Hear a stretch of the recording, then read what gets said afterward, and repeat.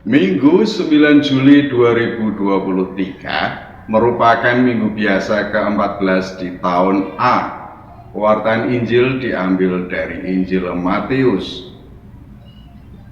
Pada waktu itu berkatalah Yesus, "Aku bersyukur kepadamu Bapa Tuhan langit dan bumi, karena semuanya itu Engkau sembunyikan bagi orang bijak dan orang pandai, tetapi Engkau nyatakan kepada orang kecil. Ya Bapa, itulah yang berkenan kepadamu. Semua telah diserahkan kepadaku oleh Bapakku, dan tidak seorang pun mengenal anak selain Bapa, dan tidak seorang pun mengenal Bapa selain anak, dan orang yang kepadanya anak itu berkenan menyatakannya. Marilah kepadaku semua yang letih lesu dan berbeban berat, aku akan memberi kelegaan kepadamu. Pikulah gug yang kupasang dan belajarlah padaku, karena aku lemah lembut dan rendah hati, dan jiwamu akan mendapat ketenangan. Sebab gug yang kupasang itu enak dan bebanku pun ringan."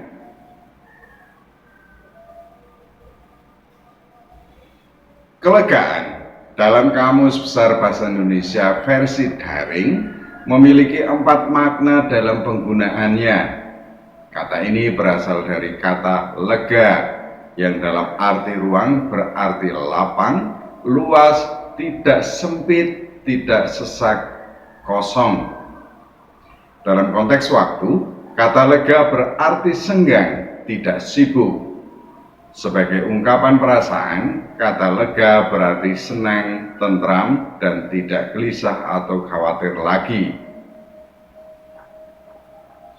Sabda Yesus dalam kutipan Injil Matius menunjuk pada arti ungkapan perasaan, yakni memberikan rasa senang atau tentram dan tidak gelisah atau khawatir lagi. Kalau dikatakan, "Aku akan memberikan kelegaan," maka itu berarti bahwa Yesus akan mengambil beban hidup sehingga orang merasakan ringan batinnya, merasakan bahwa kegelisahan atau kekhawatirannya hilang, dan pada akhirnya merasa senang dan damai.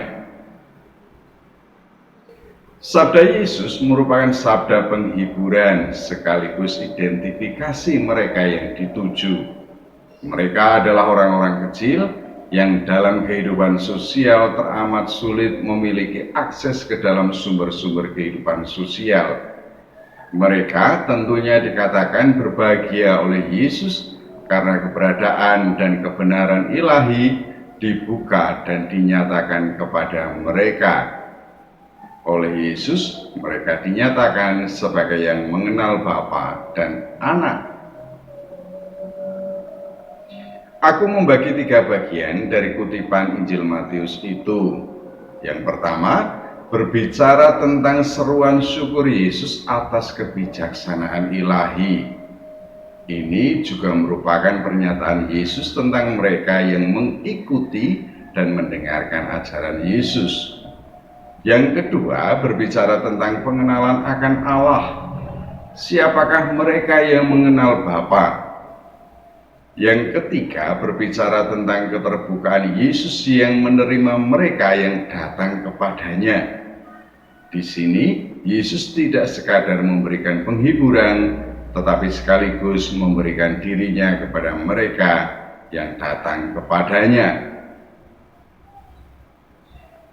Bagian pertama ditandai dengan seruan Yesus, "Aku bersyukur kepadamu Bapa Tuhan langit dan bumi, karena semuanya itu Engkau sembunyikan bagi orang bijak dan orang pandai, tetapi Engkau nyatakan kepada orang kecil.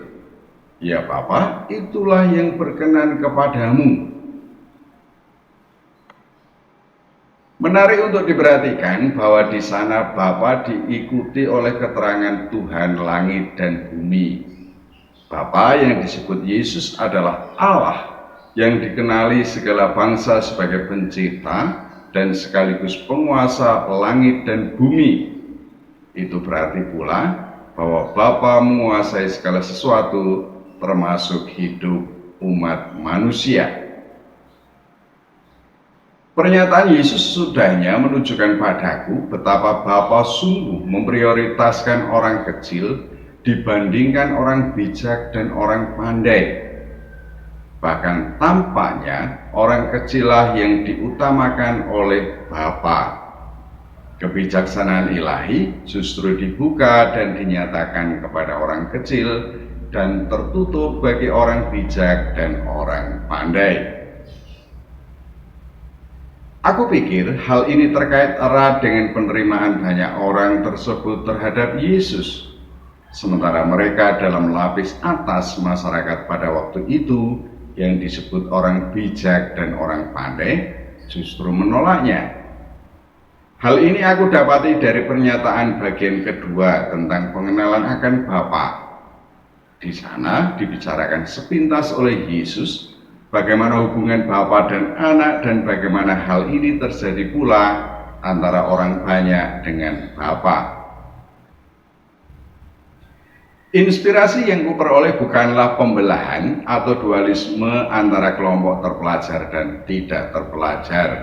Di berbagai kebudayaan zaman dulu kutemukan memang ada pembedaan dua kelompok tersebut.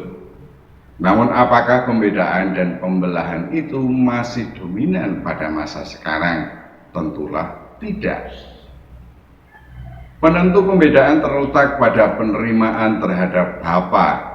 Di berbagai tempat dari Perjanjian Baru, aku temukan pernyataan Yesus bahwa penerimaan terhadapnya berarti penerimaan terhadap Bapa yang adalah penguasa langit dan bumi. Demikian pula dinyatakan Yesus bahwa penerimaan terhadap Bapa sama saja dengan menerima Yesus yang diutusnya. Penerimaan terhadap Yesus seperti yang dilakukan oleh orang banyak itu, itulah yang berkenan pada Bapa.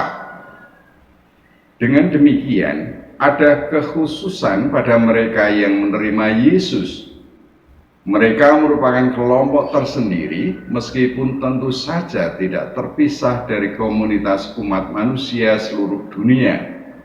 Kekhususan itulah yang membedakan mereka dari orang lain atau kelompok lain. Bagian kedua bagiku mengungkapkan kekhususan itu. Dinyatakan oleh Yesus hanyalah Anak yang mengenal Bapa. Demikian pula sebaliknya. Ini sungguh pengalaman nyata hidup manusiawi. Ada hubungan mendalam antara orang tua dan anak. Keduanya saling mengenal. Dinyatakan oleh Yesus bahwa selain anak pun dapat mengenal Bapa karena telah menerima pewartaan anak.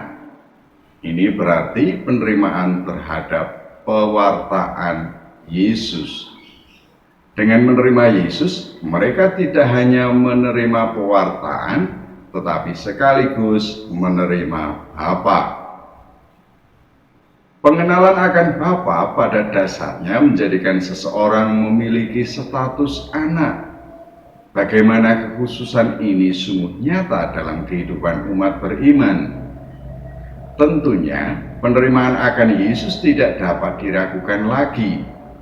Hanya gambaran Yesus yang dimiliki selaras dengan pewartaan gereja atau tidak. Inilah arti pentingnya di mana umat beriman mau dan mampu membaca kitab suci dan tradisi gereja. Pengenalan dan penerimaan akan Bapa dalam status anak mewujud di dalam pergaulan sehari-hari. Kegembiraan dalam menjalani hidup tentu terpancar secara nyata. Kegembiraan atau sukacita karena Bapa pencipta langit dan bumi menggairahkan hidup umat beriman. Bukanlah semu atau kepura-puraan sukacita dan kegembiraan anak-anak Bapa. Yesus yang menghadirkan Bapa sungguh menganugerahkan kelegaan bagi mereka yang datang kepadanya.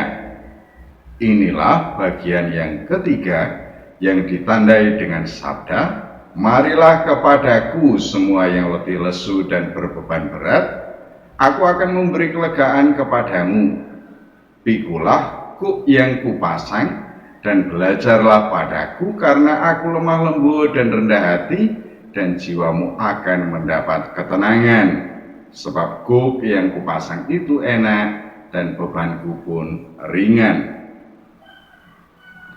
Banyak orang mengalami pertolongan dari Yesus. Orang sakit disembuhkan, orang lapar dikenyangkan, setan-setan dilenyapkan dari hidup banyak orang.